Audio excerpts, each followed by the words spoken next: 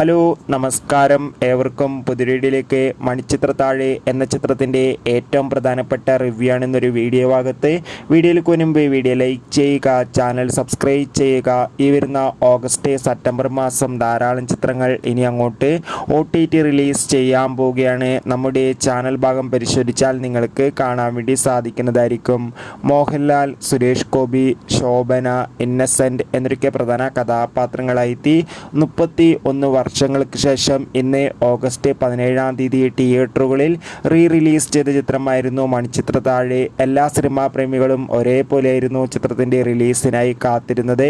അങ്ങനെ കാത്തിരിപ്പിനൊടുവിൽ ഇപ്പോൾ ചിത്രത്തിൻ്റെ ആദ്യ ഷോ കഴിയുമ്പോൾ തന്നെ ചിത്രത്തിന് ഹെവി പോസിറ്റീവ് റെസ്പോൺസ് തന്നെയാണ് പുറത്തുകൊണ്ടിരിക്കുന്നത്. ചിത്രം കാണുന്ന പ്രേക്ഷകരെല്ലാവരും ഒന്നടങ്കം പറയുകയാണ് ചിത്രം ഒരു മികച്ച തിയേറ്റർ എക്സ്പീരിയൻസ് ആണെന്നും ചിത്രത്തിൽ മോഹൻലാലിൻ്റെയും ശോഭനയുടെയും നല്ല തകർപ്പൻ അഭിനയം തന്നെ കാണാൻ വേണ്ടി സാധിക്കുന്നുണ്ടെന്നും. എന്തായാലും കാത്തിരിക്കാം കൂടുതൽ അപ്ഡേഷൻ അറിയാൻ വേണ്ടി. ബൈ.